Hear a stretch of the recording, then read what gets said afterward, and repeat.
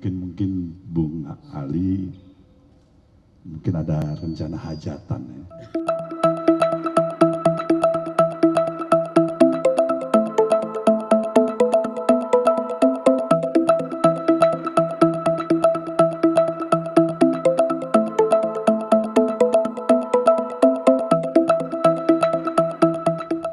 Itu barangkali kan hubungan silaturahmi yang sudah terjalin selama ini.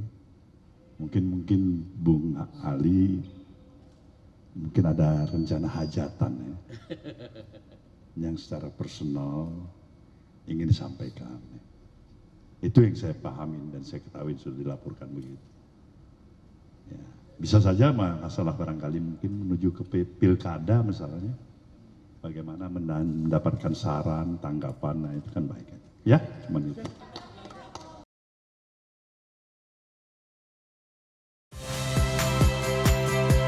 Saya Priska Clarissa. Saksikan program-program Kompas TV melalui siaran digital, pay TV, dan media streaming lainnya. Kompas TV, independen, terpercaya.